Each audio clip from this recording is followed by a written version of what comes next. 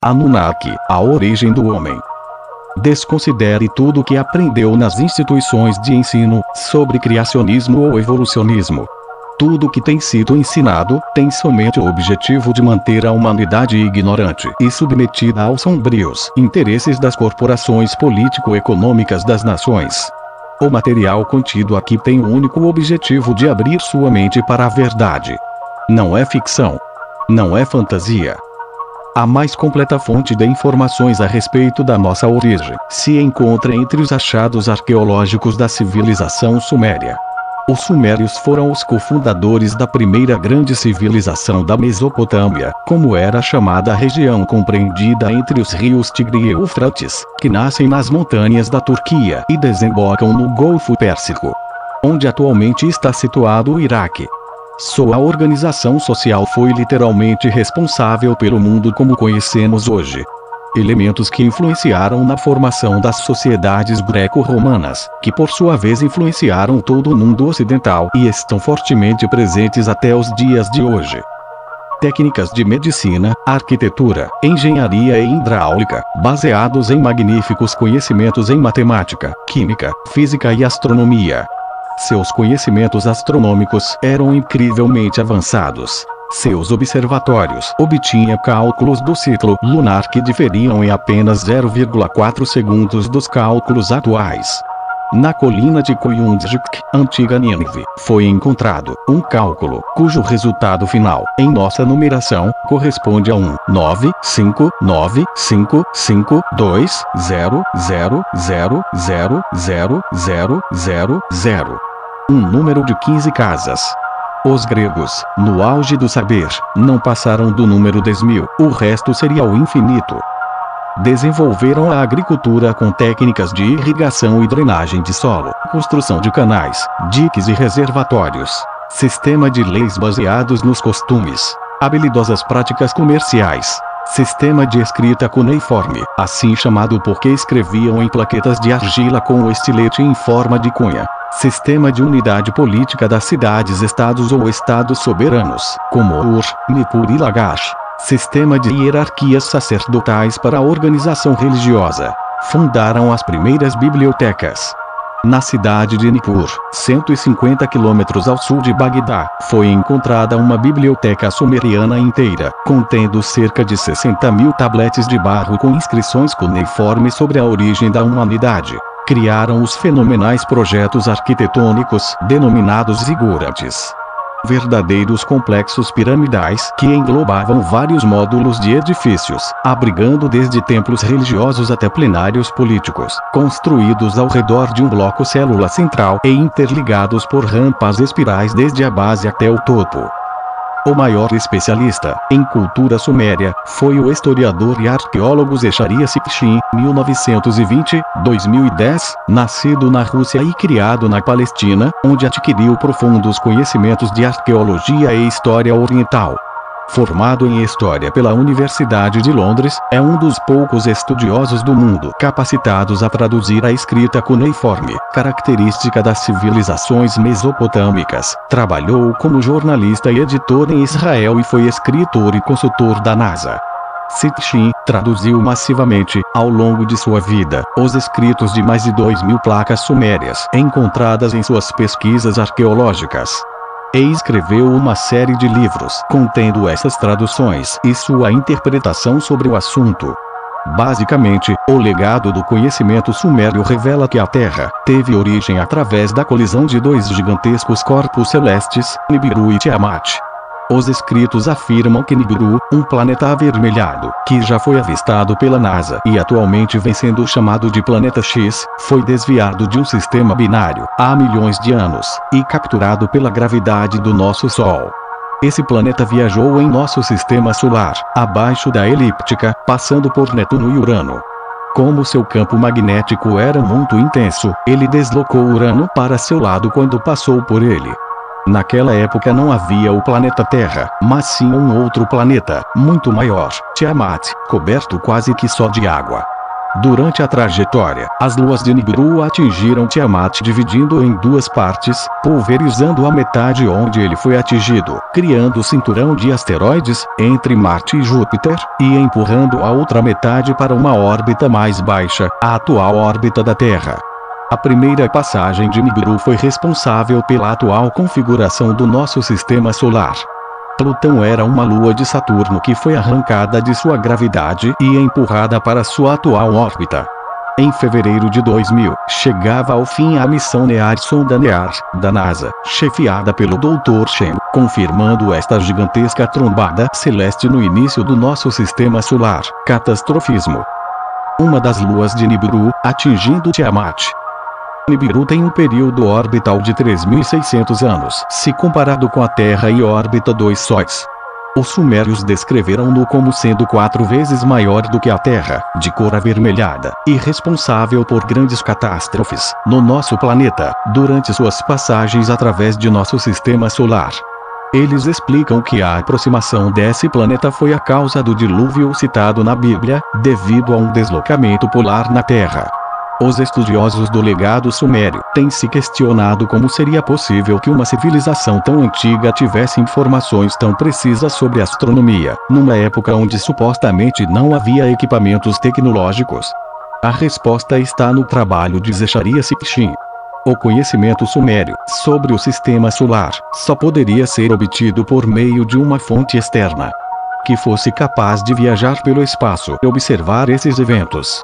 A dimensão do trabalho de Sitchin é tão importante que ele foi consultor pessoal dos generais norte-americanos Colin Powell e Norman Schwarzkopf durante a Guerra do Golfo.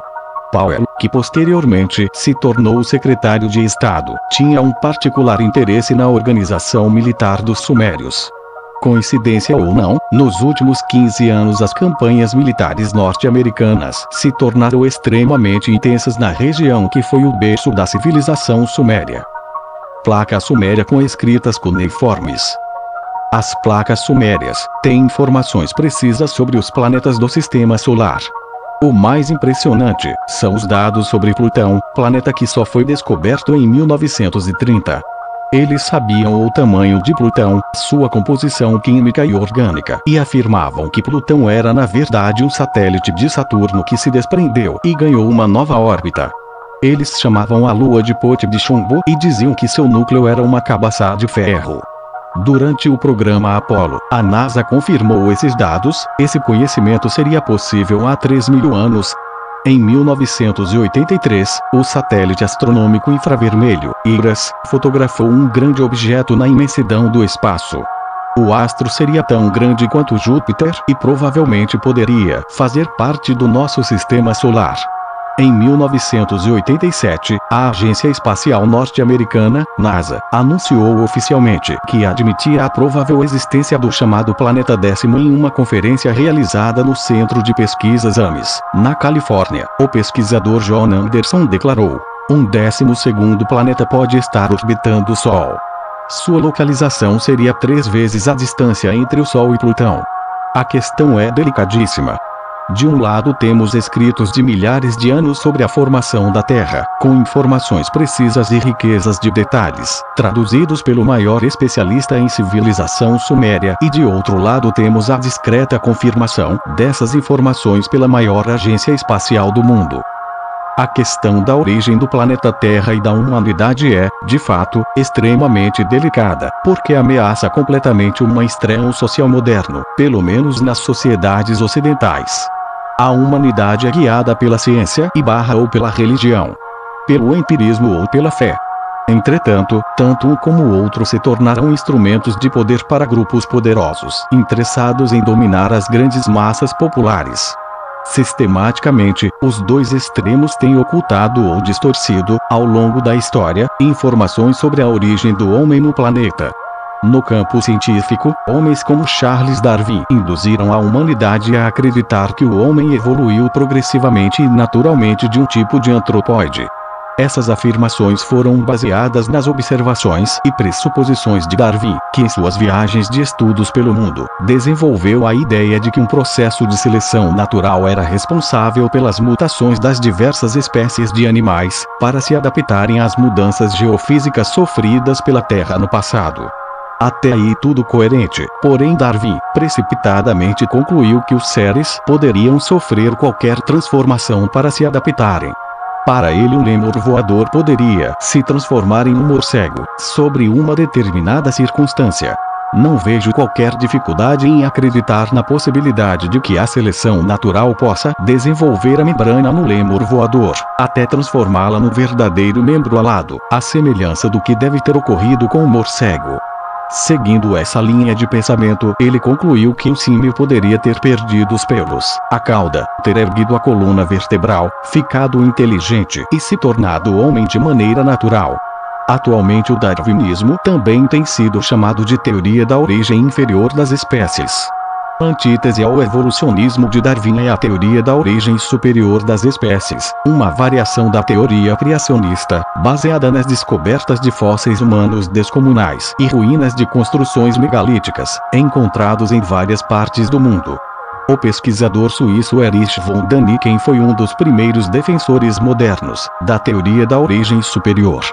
Tendo viajado meio mundo e dedicado boa parte de sua vida ao estudo das civilizações antigas, como os sumérios, babilônios, indos, incas, maias e astecas, Däniken é pioneiro na abordagem técnica sobre a influência de seres extraterrestres no desenvolvimento da vida na Terra.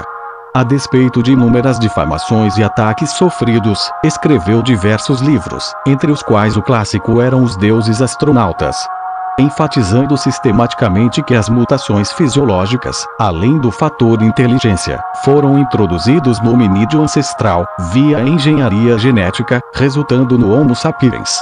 E todo o processo civilizatório foi igualmente introduzido pelos mesmos seres, supostamente superiores, gradativamente. Däniken, através de seminários e palestras, foi o primeiro pesquisador a confrontar o sistema e expor publicamente essa linha de pensamento. Seus trabalhos, muito ricos em detalhes, são referências obrigatórias para quem estuda esse assunto, sendo, inclusive, mencionados por Sitchin. Os Anunnaki. Segundo os sumérios, essa raça de extraterrestres eram os Anunnaki, os do céu que estão na Terra, que mais tarde foram chamados de Elohim, senhores do céu.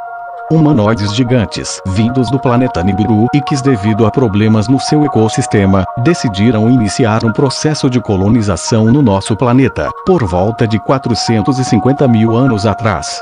A primeira expedição Anunnaki, liderada pelo cientista Enki, senhor da Terra, aterrissou na região do Golfo Pérsico, onde estabeleceu a primeira base de operações. Eridu, lar longínquo construído. Enki. O plano original era extrair ouro do mar, o que de fato foi feito, mas à medida que esse processo foi ficando inviável, a única alternativa foi extrair o minério do sudeste da África, que já havia sido explorada por Enki. Sem perda de tempo, ele partiu para o continente africano, com uma equipe ergueu o complexo Abzu. Suazlândia, sul do continente africano. O ouro obtido nas minas da região iria ser transportado em embarcações até a Mesopotâmia, para derretimento e refinamento.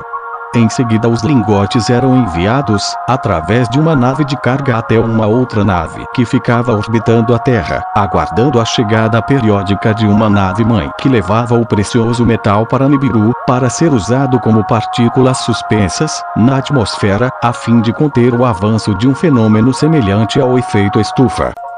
A ampliação das atividades de mineração trouxe uma segunda expedição liderada pelo comandante Enlil, senhor do comando, meio-irmão de Enki. Eles eram filhos do governante de Nibiru, Anu, senhor das alturas, e rivais, devido ao fato de que, mesmo sendo primogênito, Enki não era o primeiro na linha de sucessão do trono nibiruano, mas sim Enlil.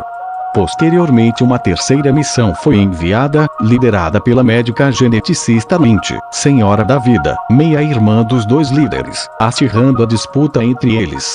Contudo, ao longo do trabalho dos Anunnaki, que já eram aproximadamente 600 na Terra, além de mais 300 em órbita, uma série de conflitos culminaram em um motim durante uma inspeção de rotina nas minas africanas. Os Anunnaki, astronautas e cientistas, improvisados como operários mineradores, reclamavam das tarefas designadas. Pressionado, Enlil informou a Anu sobre a revolta e se dispôs a abandonar o comando da missão e retornar ao seu planeta. Uma corte marcial foi instaurada e Anu, tendo vindo Terra, exigia que os líderes do motim se revelassem. Ouvindo os depoimentos, Anu concluiu que o trabalho era realmente muito duro e as reivindicações dos Anunnaki eram justas. Mas como interromper a mineração do ouro? O equilíbrio do ecossistema de Nibiru dependia do metal. Enki imediatamente ofereceu uma solução genial. Ele informou que no sudeste africano vagava um ser que poderia ser treinado para executar o trabalho de mineração e desde que a marca dos Anunnaki DNA pudesse ser colocada nele. Enki se referia a uma espécie de hominídeo que tinha evoluído naturalmente na Terra, mas que ainda estava num nível evolucionário extremamente distante do atingido pelos habitantes de Nibiru. Não obstante, Enki sabia que esse primata, assim como todos os seres da Terra, possuía um material genético compatível com os de Nibiru, porque aqui a vida teria se iniciado com esporos orgânicos trazidos de lá, após a colisão com Tiamat. Esse tipo de fenômeno, denominado de panspermia cósmica, segundo cientistas de vanguarda, é comum nas galáxias, podendo ocorrer de forma acidental ou dirigida, como fizeram os Anunnaki. Na unidade médica de Abzu, Enki e Ninti concluíram que poderiam extrair o óvulo de uma fêmea primata, fertilizá-lo in vitro com o espermatozoide de um macho Anunnaki e implantá-lo no útero de uma fêmea Anunnaki. Após muitas tentativas e erros, estava criado um modelo, a criação do homem perfeito do Homo sapiens. O processo foi repetido várias vezes, formando a primeira geração de híbridos humano-alienígenas na Terra, que contudo eram estéreis. E à medida que os Lulu, trabalhadores primitivos, eram desenvolvidos e encarregados no trabalho de mineração na África, os Anunnaki que trabalhavam na Mesopotâmia começaram a invejar os seus colegas e a clamar pela presença de humanos naquela região. Apesar das objeções de Enki, Enlil apoderou-se de um grupo de terráqueos e os levou para a principal base do Golfo Pérsico, Eridu. Yahvé tomou o homem e o colocou no jardim do Éden para cultivar e guardar. Gênesis. A característica de longevidade do relógio biológico dos Anunnaki, onde um ano corresponde a 3.600 anos terráqueos, não foi inicialmente introduzida no material genético da primeira geração de humanos, que envelhecia rapidamente e tinha vida curta, o que levou Enki a aperfeiçoar a manipulação genética dos híbridos, usando seu próprio esperma. Ele e Ninti desenvolveram um outro modelo perfeito de terráqueo, um macho que foi o primeiro representante da raça adâmica. O Adamo ou Adapa, aquele nascido na Terra, possuía alto grau de inteligência e longevidade maior. Em princípio, os primeiros híbridos machos e fêmeas eram estéreis e foram gerados no útero de Ninti e das enfermeiras voluntárias de sua equipe médica. Sitchin ressalta que durante as muitas tentativas e erros dos dois cientistas nibiruanos para a criação do humano ideal, várias espécies de mamíferos, anfíbios, répteis, aves e peixes foram utilizados como doadores de material genético. O resultado dessas ousadas experiências foram seres antropomórficos, de aspecto exótico ou monstruoso, que ficaram conhecidos, ao longo da história, como quimeras, centauros, cíclopes, árpias, tritões, sereias, minotauros, hidras, górgonas, sátiros. Criaturas que possuíam cabeça e tronco humanos e membros inferiores de animais ou às vezes, ou inverso, ou uma bizarra combinação de ambos ou de vários animais, ou ainda seres humanos com dois pares de membros superiores. Algumas placas sumérias com anotações de Enki a respeito dessas experiências revelam que muitos tinham sérias disfunções biológicas, mas outros se adaptavam bem e desenvolviam, inclusive, alto grau de inteligência. Ao contrário do que se pensa, esses seres não eram meros mitos, mas sim resultado de avançada engenharia genética. A ciência moderna, secretamente, tem dado os primeiros passos em direção a essas atividades, por exemplo. transplante de órgãos de animais em seres humanos. O fato é que esses seres fantásticos conviviam com os humanos criados pelos Anunnaki, e foram citados em muitos textos de civilizações antigas, principalmente as greco-romanas e indo-europeias. Alguns deles ficaram famosos em seus tempos, como a Górgona Medusa, o Sátiro Pan e o Ser Minotauro, da ilha de Creta, ou o Homem-Pássaro hindu Garuda. Perseu com a cabeça de Medusa. Inicialmente eram considerados semideuses, mas à medida que as civilizações iam ficando mais sofisticadas, esses seres passaram a ser vistos como ameaças e foram perseguidos e combatidos por homens como Gilgamesh, Perseu e Hércules, que eram semideuses, os heróis da antiguidade. As serpentes representam os dois segmentos do DNA. A despeito das quimeras, o projeto do Homo sapiens foi bem sucedido, mas a primeira geração de híbridos não procriava. Então Encke decidiu criar clones modificados, utilizando o DNA mitocondrial de sua esposa Ninke, Senhora da Terra, combinado com o DNA do tecido retirado de Adamo, criou uma fêmea apta para a procriação. Sendo assim, Adão e Eva, do livro do Gênesis, receberam o fruto do conhecimento, ou seja, foram iniciados no conhecimento sobre procriação, além de outros assuntos. Sitchin diz ainda, que o mito da serpente tentadora do Éden, se refere ao termo Naash portador do conhecimento, um dos muitos epítetos de Enki, que enalteciam suas habilidades científicas. O brilhante Anunnaki possuía um cajado de metal, em forma de haste circundado por duas serpentes, em referência à dupla hélice do DNA humano. Esse símbolo, o caduceu, foi adotado pela medicina em todas as épocas. O fato é que Enki e Nietzsche eram brilhantes cientistas e dominavam plenamente a ciência da manipulação genética, se referindo a ela como a ciência da árvore da vida. Sitchin revela uma curiosidade interessante. A palavra mãe se originou de Mani, um dos epítetos suméricos de Nietzsche, a Senhora da Vida. Símbolo de Enki, hoje usado como símbolo da medicina. Com amplo entendimento ele o aperfeiçoara. Para ele dera o conhecer. A vida eterna não lhe concedeu. Enlil, além de comandante e administrador, também tinha profundos conhecimentos científicos em engenharia genética, mas era totalmente contra sua aplicação em seres humanos e animais, só tendo permitido as experiências de Enki porque o ecossistema de Nibiru dependia do sucesso delas. Enlil fazia uso dos seus conhecimentos somente para modificação de sementes e grãos de vegetais, e Enki, além das experiências os humanos, modificava animais que seriam usados para alimentação ou produção, como vacas e ovelhas. Não é possível afirmar se Enlil realmente era contra as experiências humanos, por valores morais ou somente para rivalizar o irmão. Ele sempre mantinha Anu informado sobre tudo o que ocorria na Terra. Que curioso! Ver o resultado do trabalho de Enki e Nietzsche, ordenou que Adapa fosse levado à sua presença.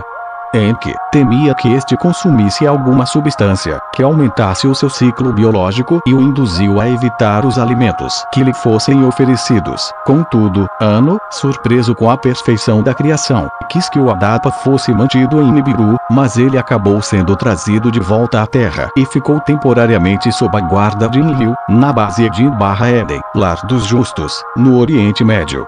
Eventualmente Adapa e sua fêmea começaram a amadurecer sexualmente, e esse fato irritou profundamente Enlil, que sempre se opunha aos planos de Enki. Tomado pela ira, os expulsou da base.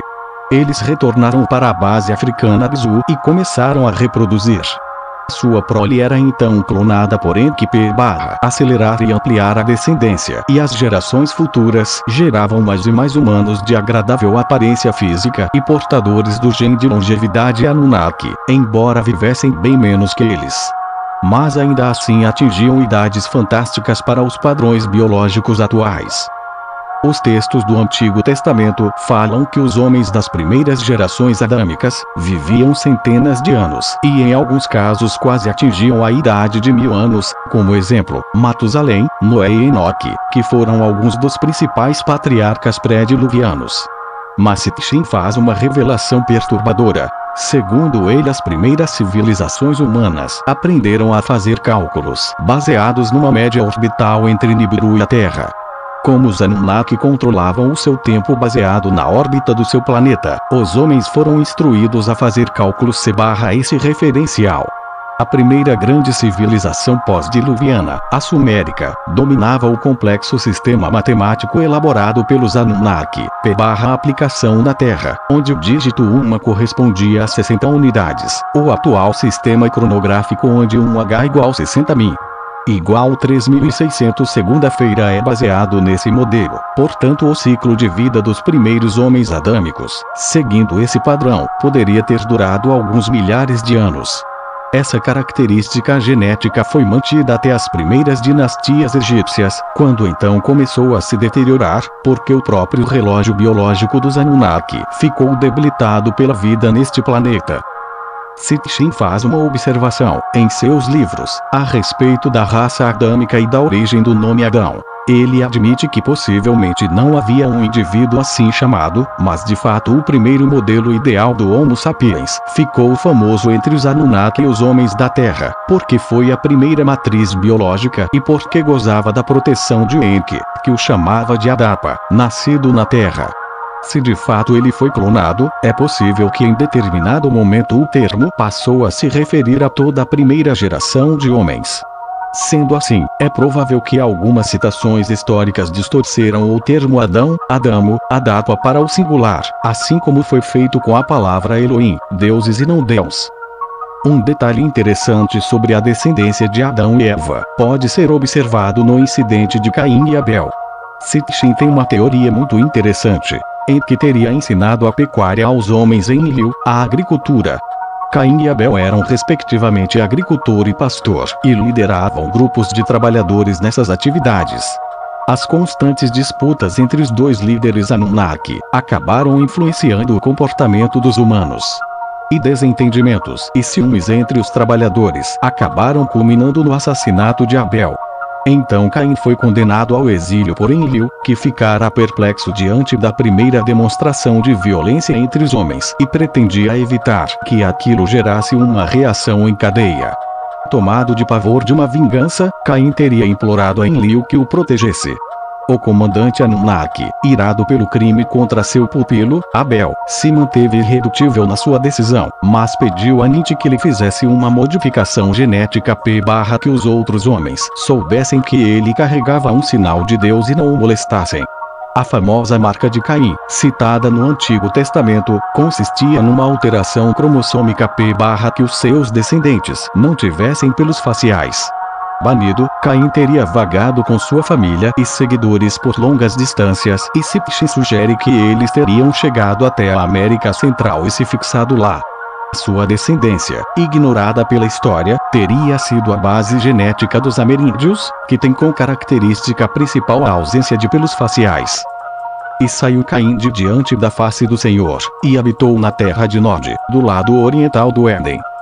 E conheceu Caim a sua mulher, e ela concebeu, e deu à luz a Enoque. E ele edificou uma cidade, e chamou o nome da cidade conforme o nome de seu filho Enoque.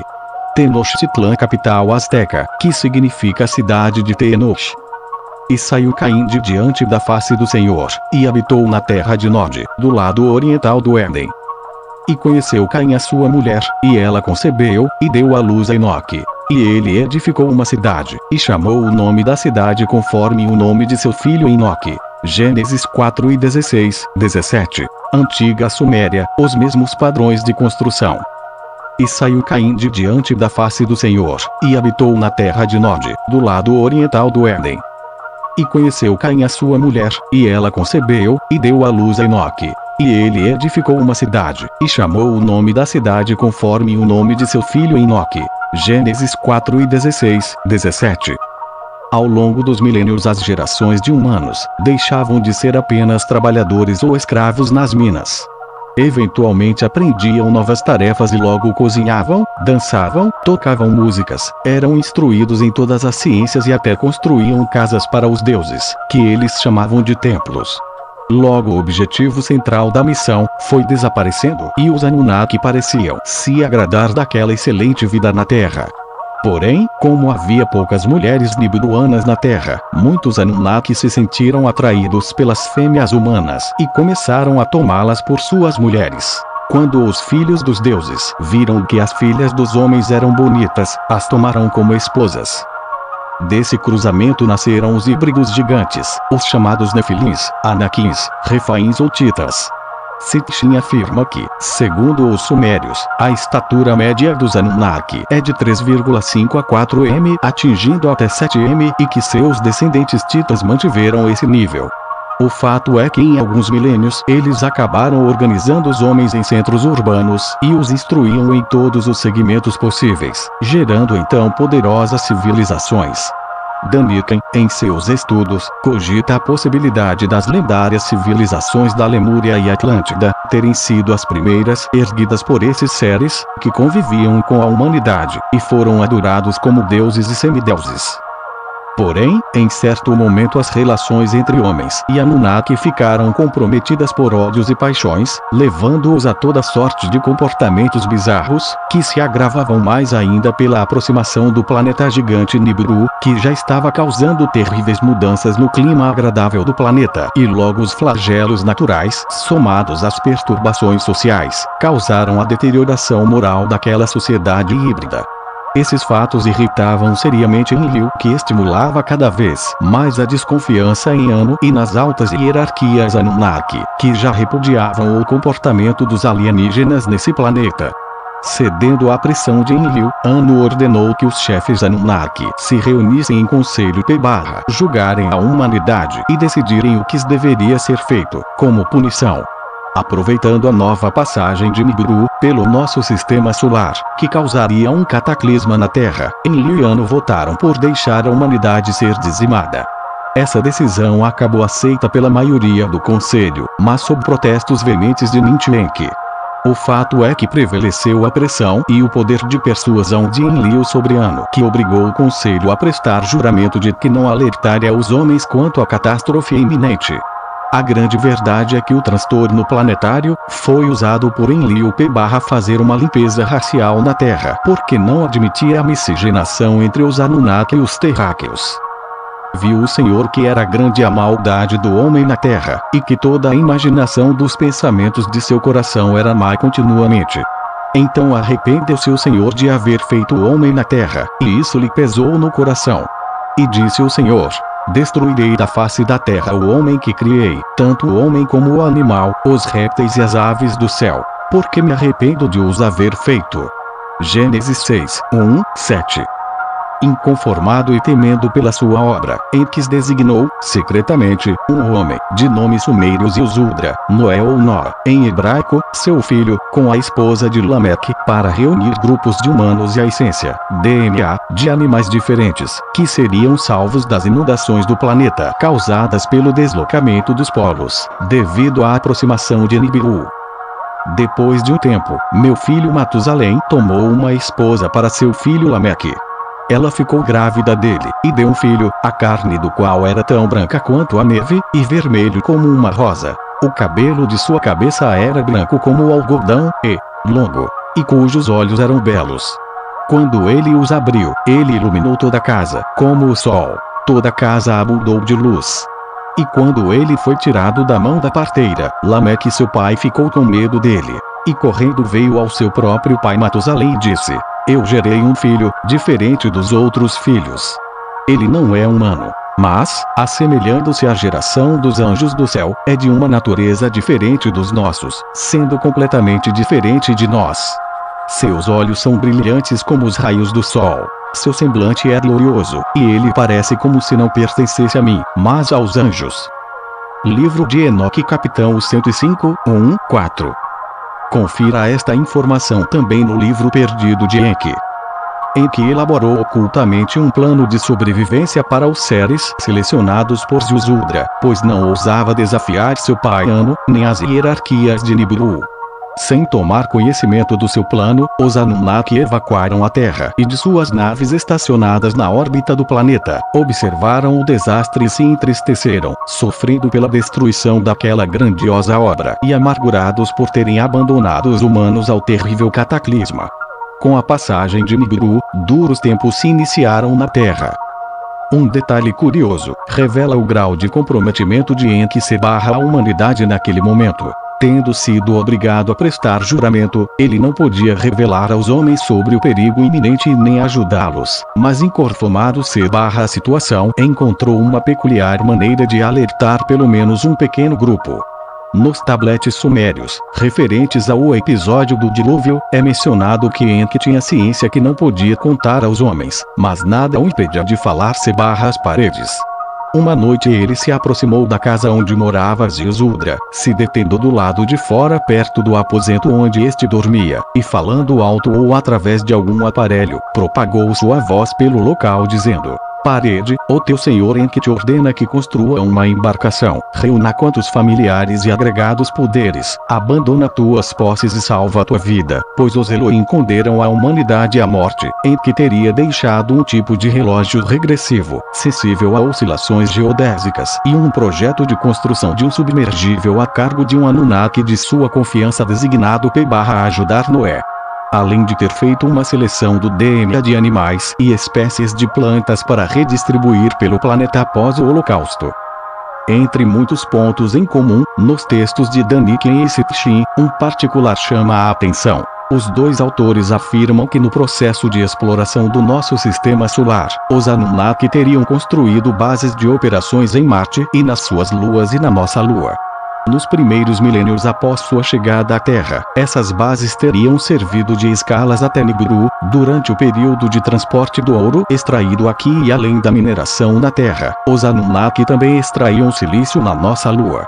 Sendo assim, Sitchin argumenta que essas bases teriam servido de refúgio para os extraterrestres durante os anos pós-diluvianos, quando o elevado nível dos oceanos não permitia o retorno à Terra.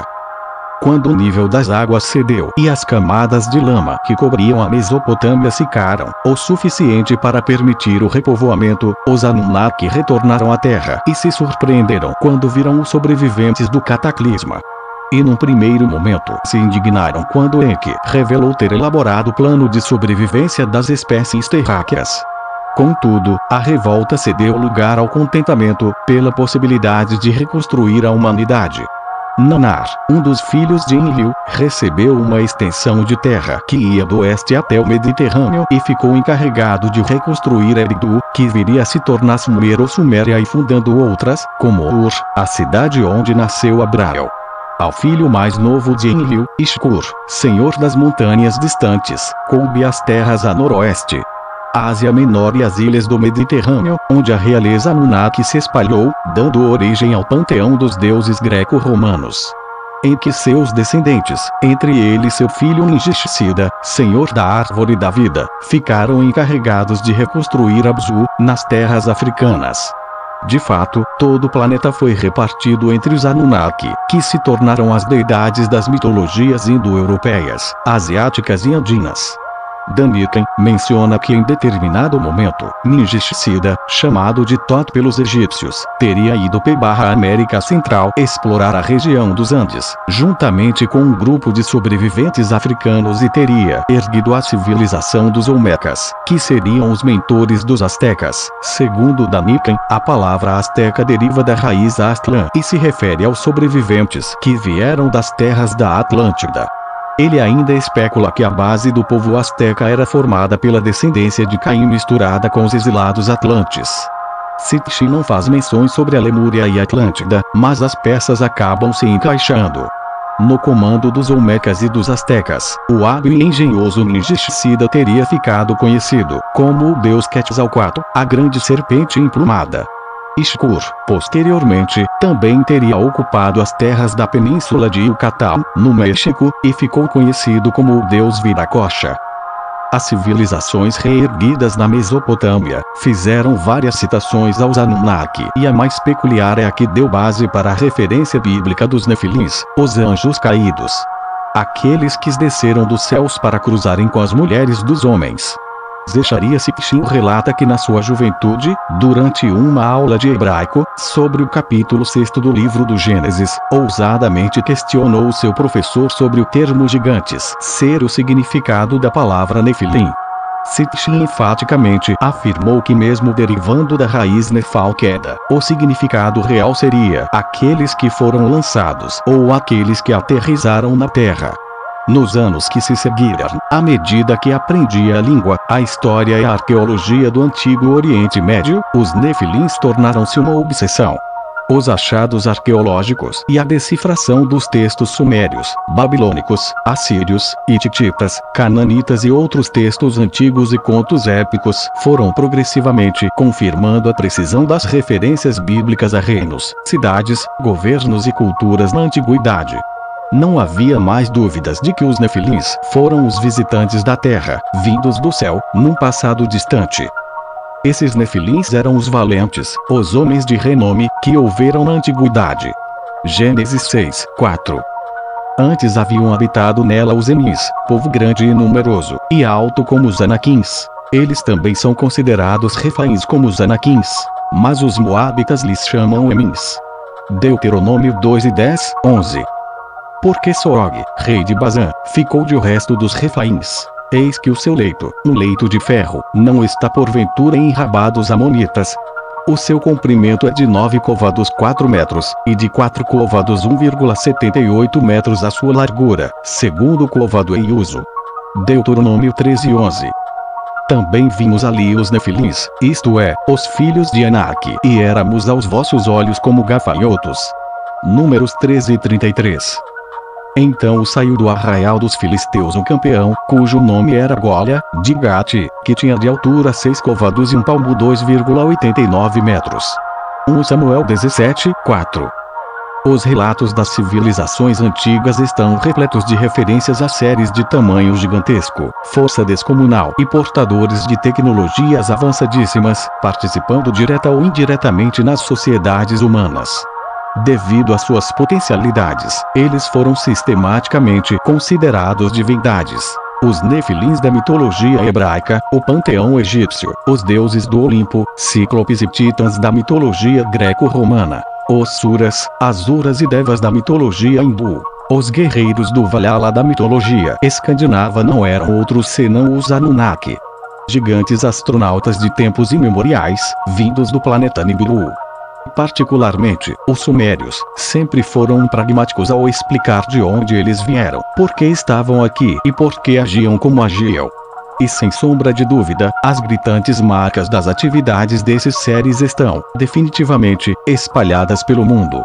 Em monumentos, monólitos e ruínas milenares espalhadas pelos continentes e mesmo no fundo dos oceanos e certamente na estrutura genética dos seres humanos, genes recessivos, desafiando a nossa medíocre compreensão. Não admitir tal verdade é uma tolice, que pode ter um custo muito alto para a humanidade. Eu gostaria de ressaltar um fato ocorrido, que foi divulgado amplamente na internet.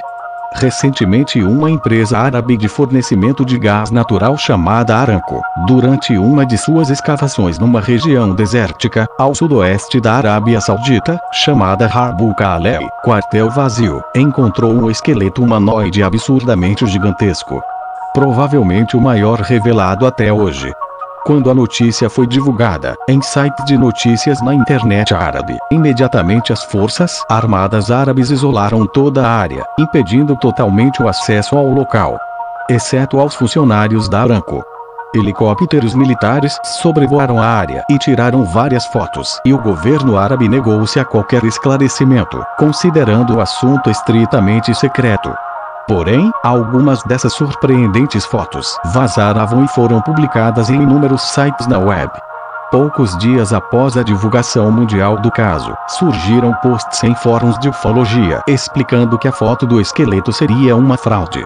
Uma montagem, resultado do trabalho da empresa de designer gráfico Vortmill, para fazer propaganda dos produtos CorelDRAW e Photoshop. Junto com o texto uma outra foto foi divulgada, que supostamente seria a mesma tirada no local das escavações da Aramco, porém o fóssil encontrado teria sido de um mastodonte e a foto teria saído dos arquivos da Cornell University, norte-americana. Então os sites que publicaram o primeiro material sobre o evento, imediatamente retificaram seus textos, concluindo que as imagens foram renderizadas por alguém ligado à empresa. Será?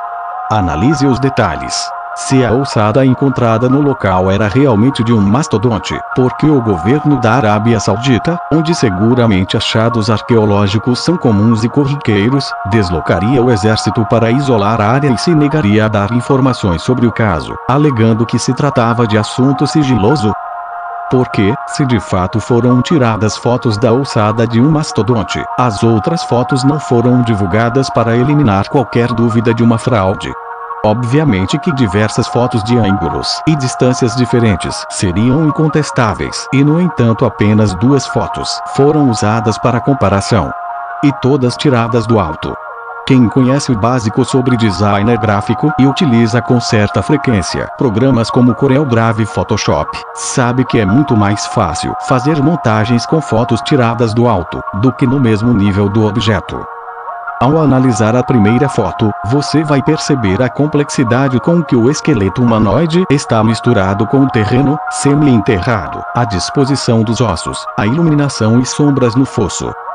Qual foto realmente foi alterada? Tire suas conclusões. Ainda tem dúvidas?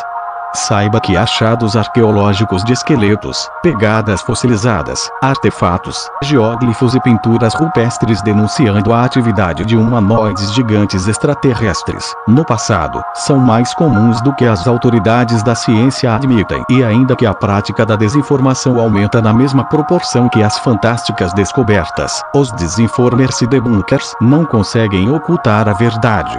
Contra fato não há argumento. As evidências estão em toda parte, denunciando um passado que desafia e ao mesmo tempo completa a ciência moderna.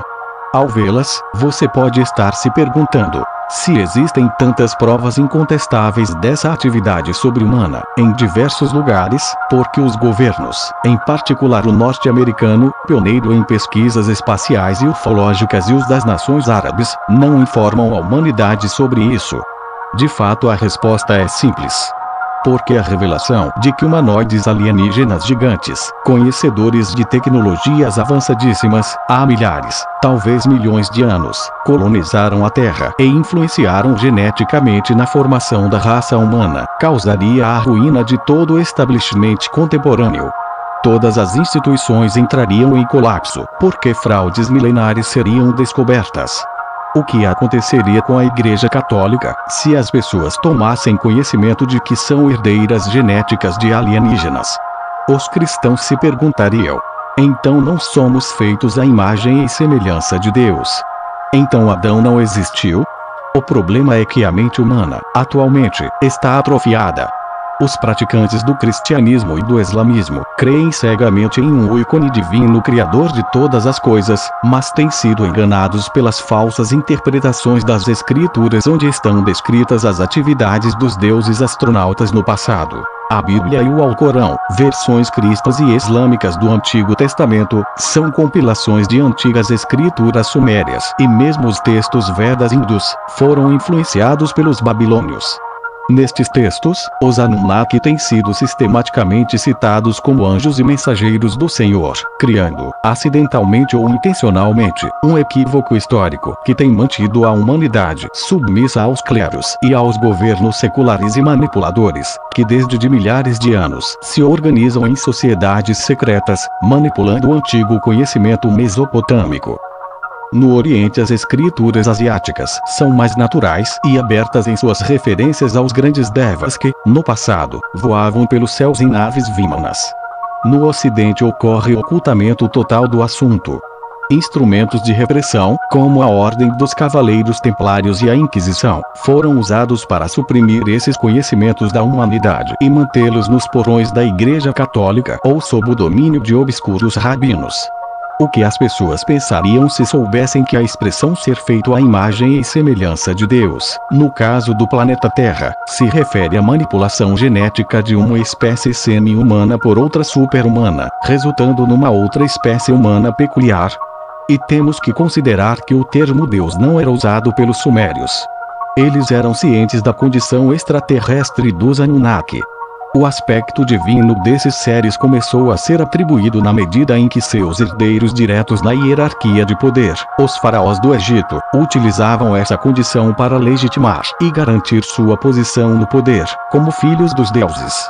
As sociedades que foram influenciadas diretamente pelo Suméria, como as greco-romanas e indo-europeias, distorceram a condição dos Anunnaki em relação aos sumérios, passaram a adorá-los como deuses e acabaram consolidando o politeísmo. Divindades de diversos lugares como Zeus, Apolo e Poseidon, na Grécia, Ptah, região autônoma e Horus no Egito, Brahma, Vishnu e Shiva, na Índia Odin, Thor e Loki, na Escandinávia eram os mesmos Anunnaki. Entretanto, os hebreus que repudiavam o politeísmo egípcio e mesopotâmico, manipularam o conceito dos Anunnaki, de outra forma, adotando no singular o termo Elohim, que é plural igual deuses, para se referir a um Deus único. Sitchin revela que isso ocorreu porque os semitas eram uma nação serviente a Enlil, o autoritário e vingativo comandante Anunnaki que se apresentava para os hebreus como Javé, e teria formado uma aliança com esse povo, inclusive tendo-os guiado através do deserto, por 40 anos, em direção a Caxemira, na Índia. Que segundo Daniken, seria a verdadeira terra prometida e não a Palestina.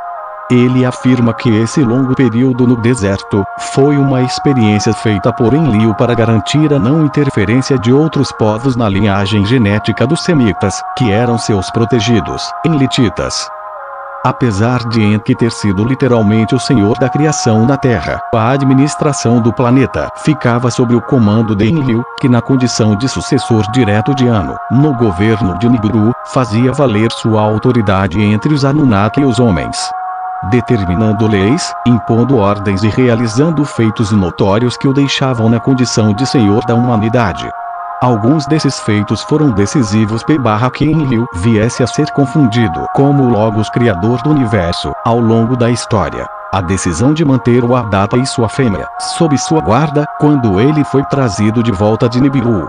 A decisão de expulsá-los da base Egin quando atingiram a maturidade sexual. A decisão de deixar a humanidade perecer no dilúvio, que foi interpretada pela humanidade, não como uma demonstração de arrogância, mas como uma demonstração de poder sobre a vida e a morte. A decisão de assumir e seus descendentes a reconstrução da Mesopotâmia, após o dilúvio, o que consolidou sua condição de senhor das antigas nações do Oriente Médio. As vitórias do seu clã em várias disputas travadas o clã de Enki, mostravam o peso do seu poder de comando.